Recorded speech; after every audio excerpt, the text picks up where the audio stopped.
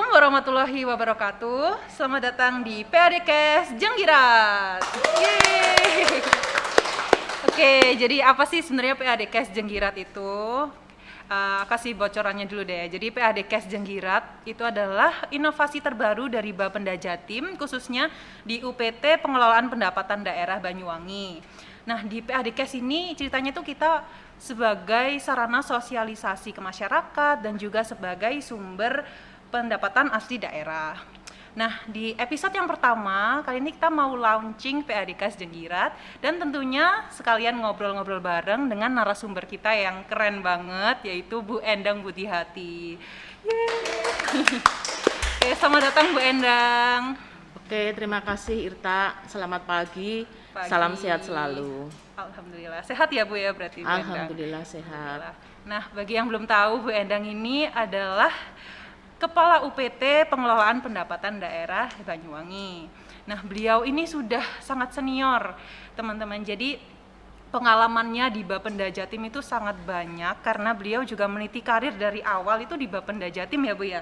Betul. Oke, mungkin Bu Endang bisa cerita-cerita sedikit nih ke teman-teman semua. Bagaimana sih Bu awalnya Bu Endang itu merintis karir hingga menjadi kepala UPT seperti sekarang? Oke, sebelumnya saya sapa dulu ya untuk para penonton di penonton kita ini. PADKes Jenggirat ini. Assalamualaikum warahmatullahi wabarakatuh. Waalaikumsalam warahmatullahi wabarakatuh. Salam sehat untuk kita semuanya. Baik, sesuai dengan pertanyaan dari host ya, dari Irta mau saya jawab. Jadi saya pertama-tama menjadi ASN memang ditempatkan di UPT Banyuwangi. Oh, pertama dulu di Banyuwangi juga di UPT Banyuwangi. Jadi saya ditempatkan di sini mulai jadi calon pegawai negeri ya, jadi calon CPNS itu tahun 92 berarti iya, hampir 30 hitung tahun. aja 30 tahun berpuluh-puluh tahun yang lalu. Jadi tadi kalau bahasanya Irta tadi senior sama dengan sudah tua sekali. Loh, tapi 30 kan 30 cara ininya senior, pengalamannya Bu yang senior. Tapi kan tetap umurnya juga iya, senior, umurnya juga senior gitu. Jadi begini, tahun 92 saya awal masuk menjadi CPNS di UPT Banyuwangi. Selanjutnya saya juga meniti karir di sini. Jadi tahun 96 saya dipromosikan untuk menjadi Kasubag TU. Oh, sebetulnya kasih pendataan ya. Jadi tapi sebelumnya itu waktu saya masih menjadi tentunya dari CPNS diangkat menjadi PNS itu muter-muter di seksi-seksi ya. Jadi saya pernah juga menjadi staf di TUPP. Jadi dulu itu ada namanya TUPP, Tata Usaha Pelaksanaan Pajak ya, ngurusi fiskal saya dulu di situ. Jadi ketika ada kendaraan mau mutasi keluar provinsi maupun antar cabang, kalau dulu cabang sekarang antar UPT itu harus ada fiskalnya. Jadi saya yang ngurusin itu. Setelah dari TUPP saya pindah menjadi staf TU sebentar, habis itu saya promosi menjadi kasih pendataan di tahun 2006.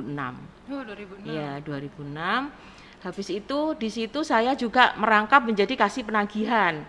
Jadi menjadi kasih penagihan dan juga setelah kurang lebih 1 tahun dikasih pendataan saya promosi lagi pelantikan menjadi Kasubag TU ya.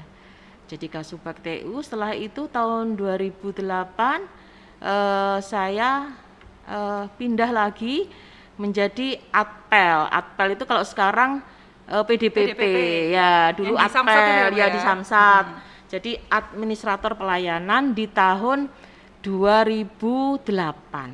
Ya. 2008. Jadi kalau dulu itu harus untuk menduduki menjadi Atpel harus di eselon dulu karena minimal dia sudah punya leadership untuk menduduki jabatan Atpel tersebut ya. Jadi kebalik dengan sekarang, kalau sekarang Atpel dulu baru menjadi Kasih. Kalau dulu Kasih dulu.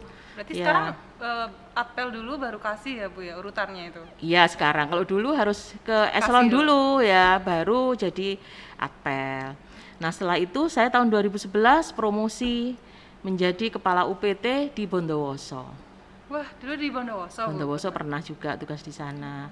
Di Bondowoso 8 bulan kurang lebih. Saya kemudian pindah lagi.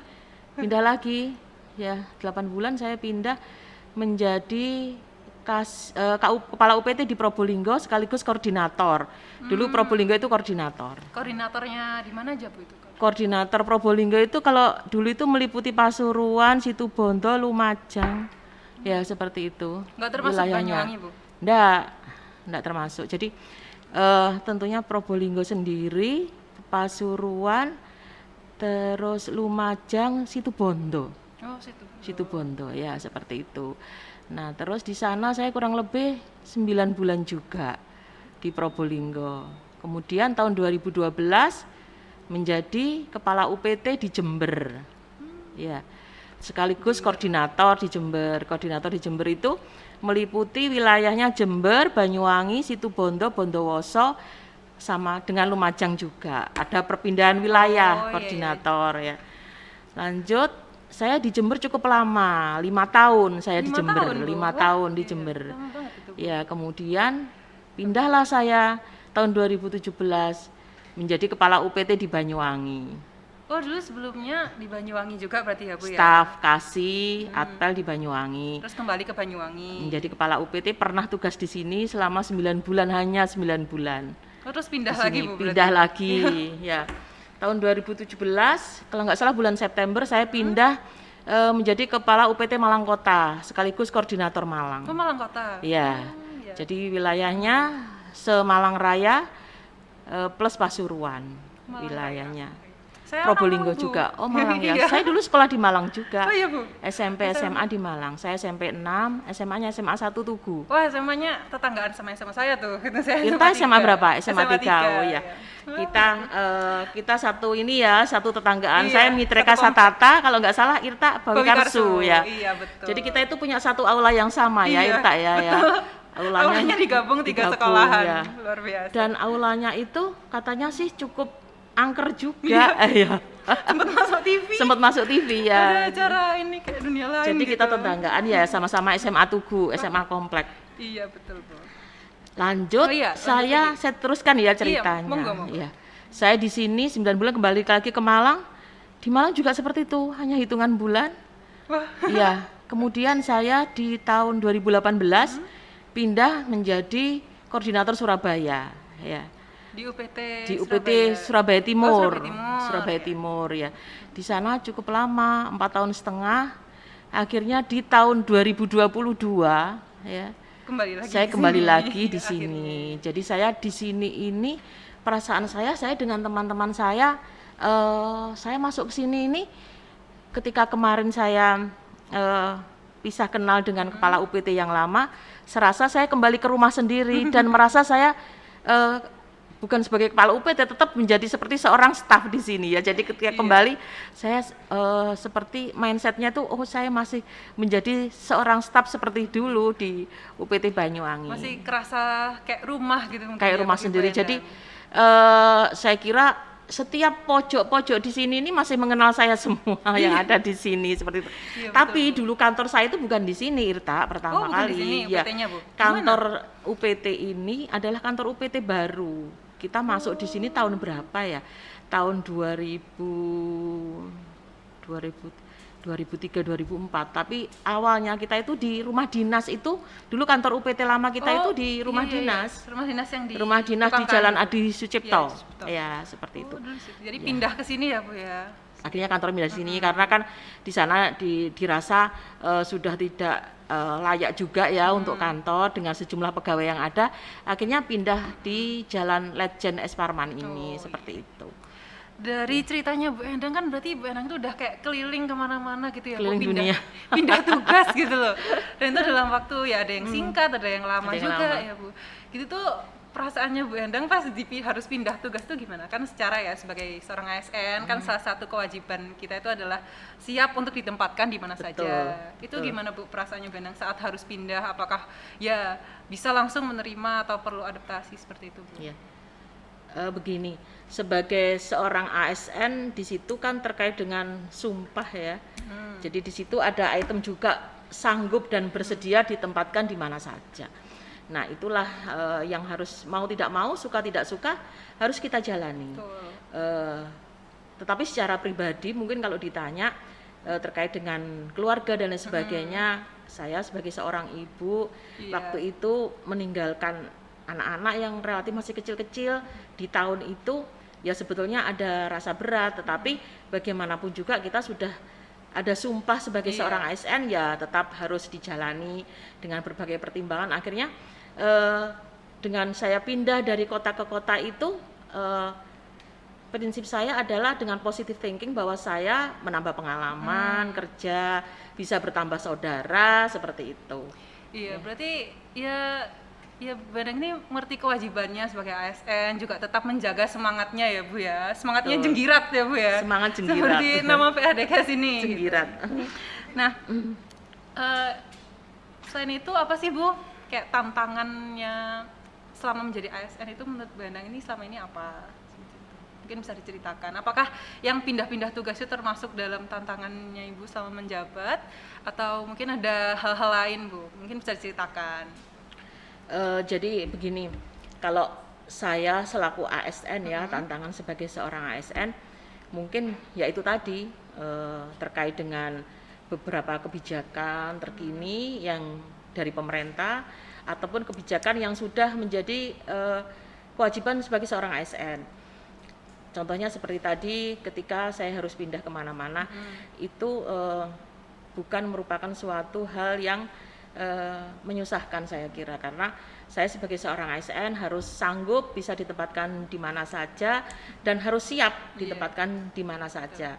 Juga tantangannya juga tentang semua kebijakan-kebijakan terbaru, baik itu dari pemerintah yang di pusat maupun dari kantor Bapenda sendiri, sama halnya dengan yang lain. Mungkin suatu pekerjaan itu jangan pernah dibayangkan saja. Jadi dicoba untuk dikerjakan. Kalau pekerjaan itu dibayangkan, hanya dibayangkan saja, pasti isinya hanya mengeluh saja. Jadi terbebani gitu ya. Dan beban menjadi beban. Jadi semuanya itu harus dinikmati, disyukuri, dan kita menjalani dengan enjoy, seperti itu kunci suksesnya.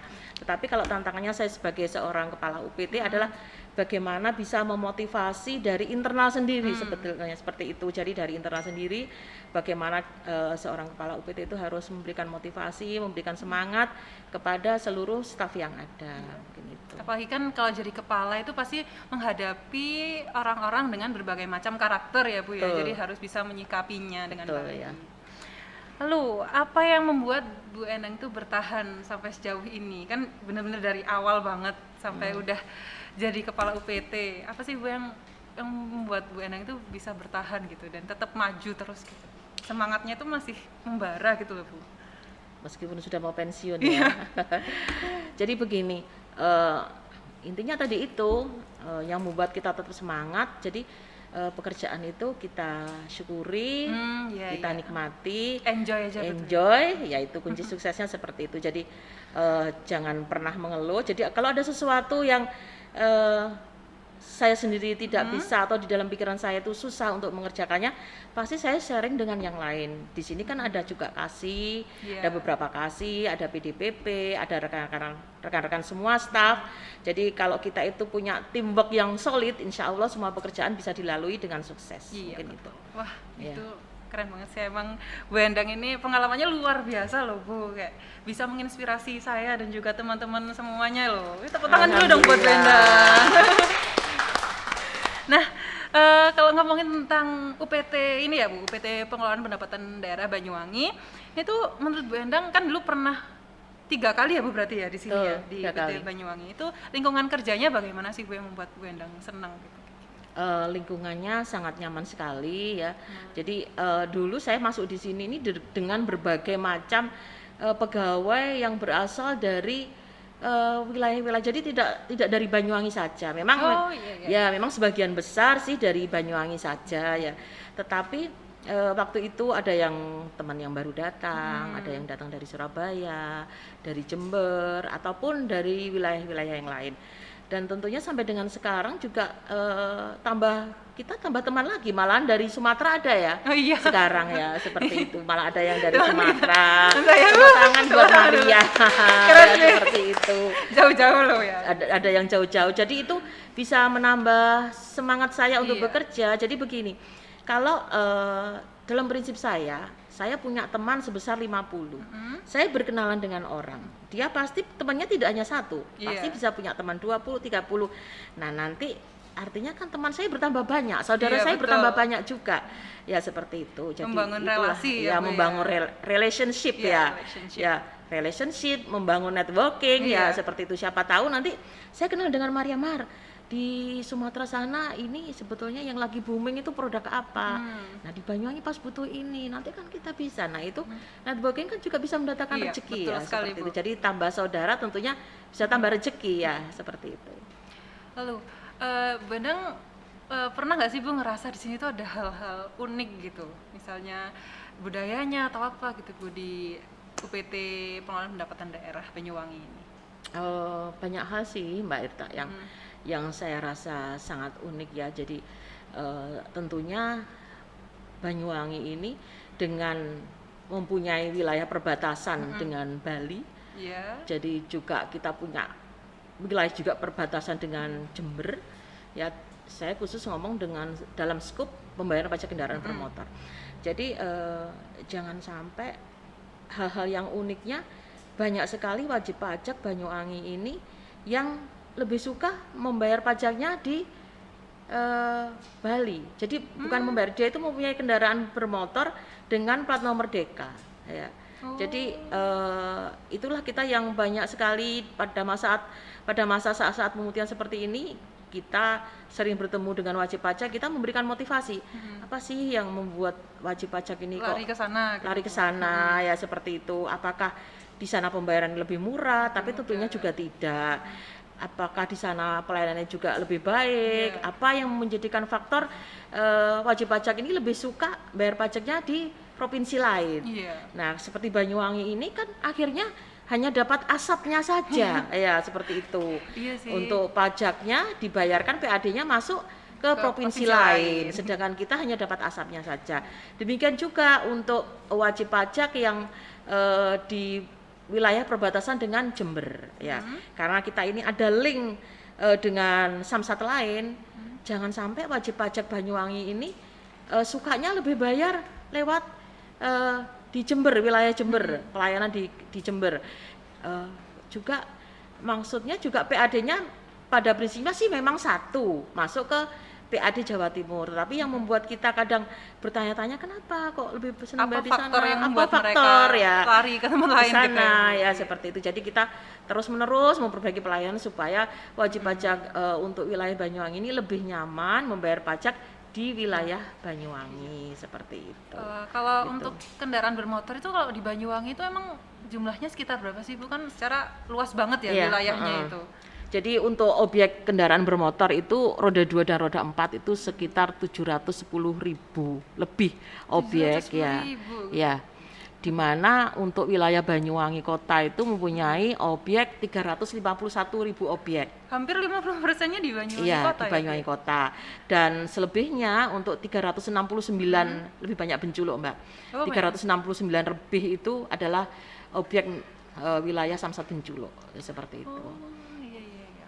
Lalu untuk di setiap UPT kan mempunyai target PAD sendiri-sendiri. Ya, Kalau di Banyuwangi ini gimana Bu target PAD-nya? Target PAD-nya Banyuwangi adalah sebesar 294 miliar 825 juta. Wah, luar biasa. Iya. 294 miliar ya Betul, Bu ya. seperti itu. Wah, Gitu.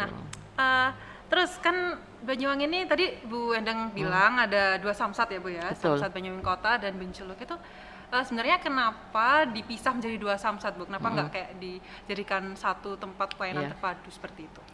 Jadi awalnya juga saya pelaku sejarah Irta Oh, ya. iya. Pada saat pemecahan Samsat ini, waktu itu saya menjadi Atpel Banyuwangi Kota ya. Jadi saya jadi TU kalau nggak salah, waktu itu jadi TU-nya ya, nggak salah. Jadi begini, dengan pertimbangan wilayah ya, jadi kalau hanya satu samsat yang melayani tentunya overload dong ya, seperti Iya itu. Jadi bisa kita bayangkan kalau kita hanya dilayani oleh satu samsat dengan objek, waktu itu objek pajak ya sekitar 300 ribuan lah waktu belum itu ya. sebanyak ini ya Bu Belum ya? sebanyak ini ya. Akhirnya dengan berbagai macam pertimbangan akhirnya dibuka lah, karena Banyuwangi ini ada 25 kecamatan ya.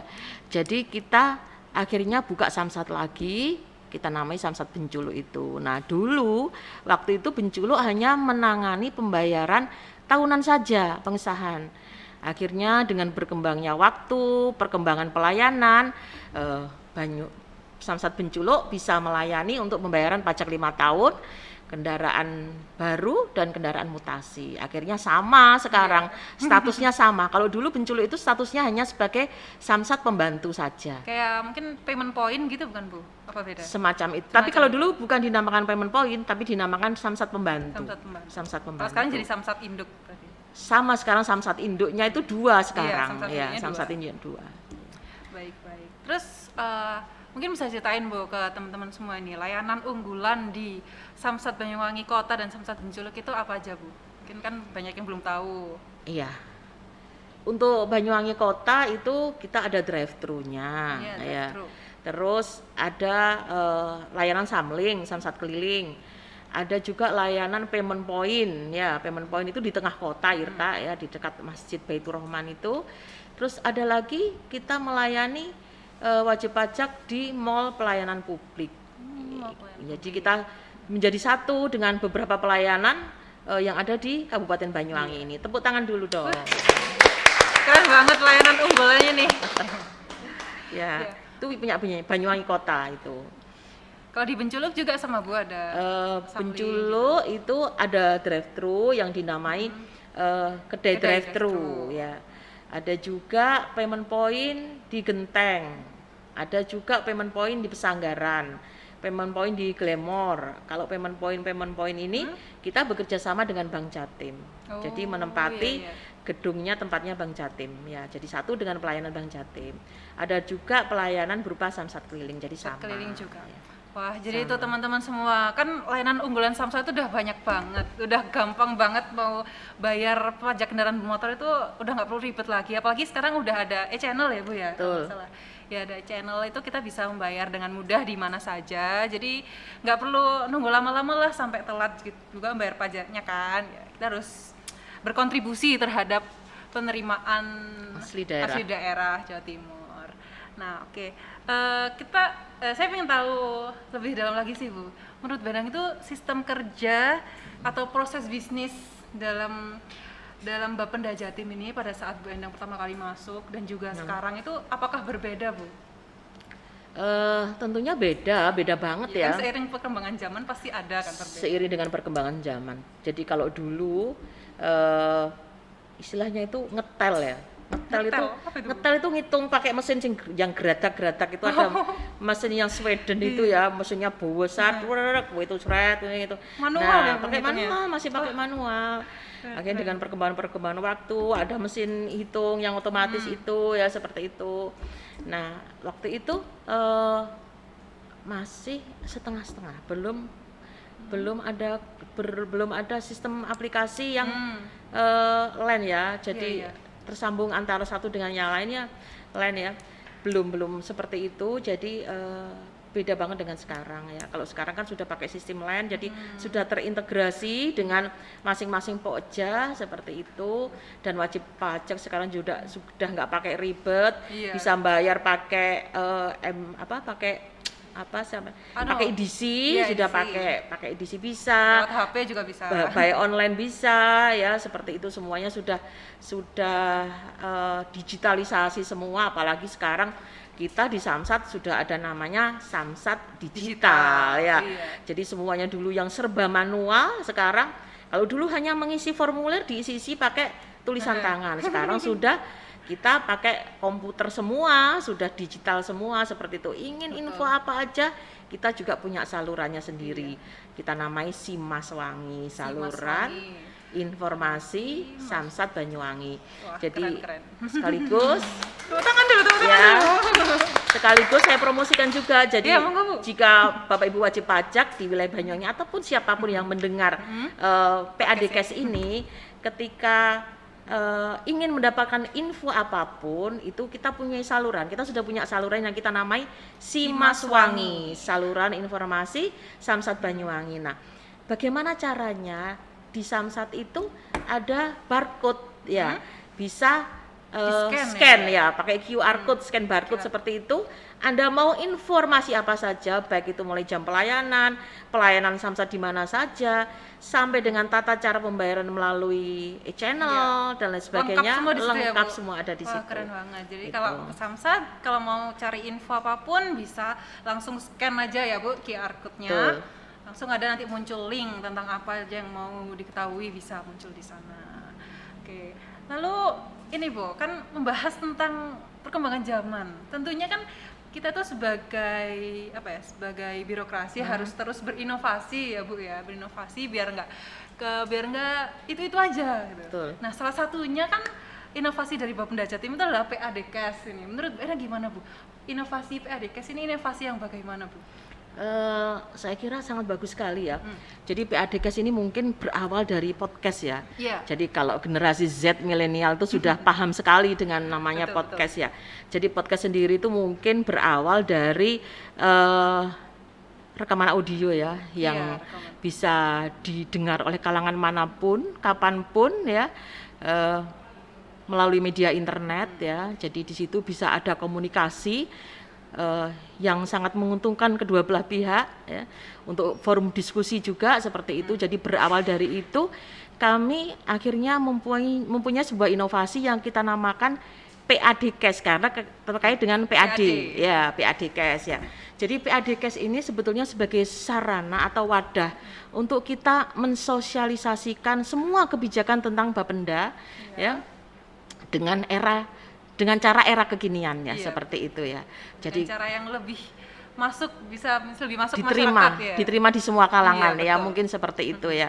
Jadi dengan PADKes ini kita juga bisa mensosialisasikan, di samping itu kita bisa mendapatkan income PAD melalui retribusi jasa usaha.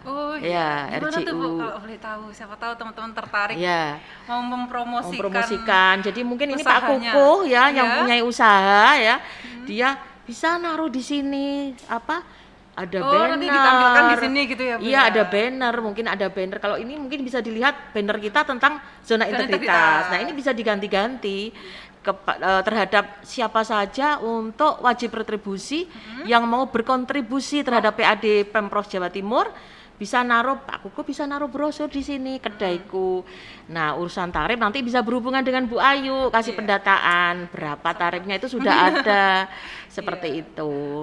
Gitu. Tarifnya itu Banyuwangi tidak membuat tarif sendiri, tapi ada perdanya, perda retribusi. Jadi nggak asal narik, Jadi nggak usah khawatir. Seluruh Jawa Timur sama, tarifnya sama, seperti itu. Oke. Mungkin berarti inovasi PADKes ini sebenarnya kayak win-win gitu ya buat kitanya. Untung masyarakat juga untung. Kitanya bisa mensosialisasikan segala macam informasi ke masyarakat dengan mudah. Terus masyarakat juga bisa memanfaatkan PADKes ini dengan mempromosikan usahanya juga kan Bu di sini. Jadi seperti itu. Keren banget sih ini emang, apalagi PADKes Jenggirat. Tepuk tangan dong, tepuk tangan. Oke, emang luar biasa sekali. Nah, kita udah menuju penghujung episode nih Bu. Nah, mungkin Bu Endang ada saran atau mungkin harapan Bu Endang buat teman-teman di sini atau sebagai generasi penerusnya Bapenda Jatim nanti Bu. Mungkin harapannya Bu Endang bagaimana? Iya. Jadi harapan sekaligus pesan ya terhadap para kawula muda ya, para kawula muda generasi penerus yang ada di UPT Banyuwangi dan semuanya mungkin ya yang di Bapenda yang kemudian mendengarkan PADKes ini. Jadi sebagai generasi penerus, sebagai anak muda harus semangat dan tetap bisa menggali ilmu ya. Dengan cara apa? Dengan cara membaca, dengan Terus cara belajar gitu ya, mendengar, Bu, terus ya? belajar, jangan malu bertanya ya, seperti itu. Dan juga dalam kesempatan kali ini juga saya mohon doa restu ya kepada Ya. semuanya bahwa UPT Banyuwangi pada saat ini dalam rangka untuk pembangunan zona integritas. Jadi kita sedang membangun zona integritas menuju wilayah bebas dari Wah, korupsi. iya. Ya, jadi Amin, mohon amin. doanya semua. Nah, mudah-mudahan kita bisa memperoleh predikat tersebut. Amin. Ya, amin, amin ya robbal Tinggal alamin. sedikit lagi ya Bu ya, kita Iya. langkah kita ya. Semoga Iya. berhasil Betul. dalam meraih predikat wilayah bebas dari korupsi. Betul. Karena itu penting banget kan ya Bu ya, zona integritas ini untuk menanamkan nilai-nilai integritas di Betul. lingkungan kerja kita dan juga di masyarakat agar lebih percaya kepada pelayanan kita. Seperti itu. Lalu untuk masyarakat Banyuwangi mungkin Bu atau masyarakat Jawa Timur, ada pesan-pesan mungkin dari Bu Endang? Iya. Sedikit pesan mungkin sebagai warga negara yang baik adalah warga yang taat untuk membayar pajak. Betul sekali. Ya. Dan dalam kesempatan kali ini juga Ibu Gubernur mulai bulan April kalau tidak salah ya sudah mulai mengeluarkan program pemutihan sampai Pemutihan. dengan berakhirnya nanti September. Iya, 30 September ya Bu 30 ya? Masih September lama, masih ada ya. waktu. Jadi jangan sampai warga masyarakat ini terlambat, tidak bisa mengikuti program pemutihan ini ya. Jadi ketika mendengar berita ini, ketika tahu bahwa ada program pemutihan, segera datang ke Samsat untuk melaksanakan pembayaran pajak kendaraan bermotor. Betul. Jangan ditunda-tunda lagi karena waktunya sudah hampir habis. 30 September, waktu kurang lebih 1,5 bulan itu sudah tidak lama lagi, tentunya sangat cepat. Untuk itu segera dibayar pajak kendaraan bermotornya, dan untuk para wajib pajak patuh ya, akan juga mendapatkan hadiah umroh dari Ibu Gubernur. Wah, seperti keren banget itu. tuh. Kalau ya. yang bayarnya patuh dapat reward. Yang telat-telatnya juga bisa memanfaatkan Betul, program seperti pemutihan. itu, Jadi ya.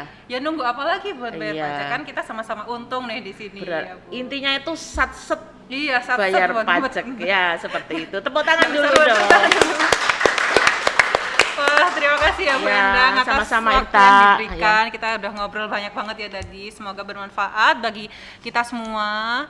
Terus cerita-cerita Bu Endang kan ini juga sangat menginspirasi. Jadi mungkin bagi teman-teman yang baru masuk kerja atau apa bisa mengambil apa ya, mengambil hikmahnya. Kok mengambil hikmahnya apa ya Bu ya? Pesan-pesan dari Bu Endang gitu lah untuk jadikan semangat baru, semangat yang jenggirat gitu. Menginspirasi. Iya. Ya.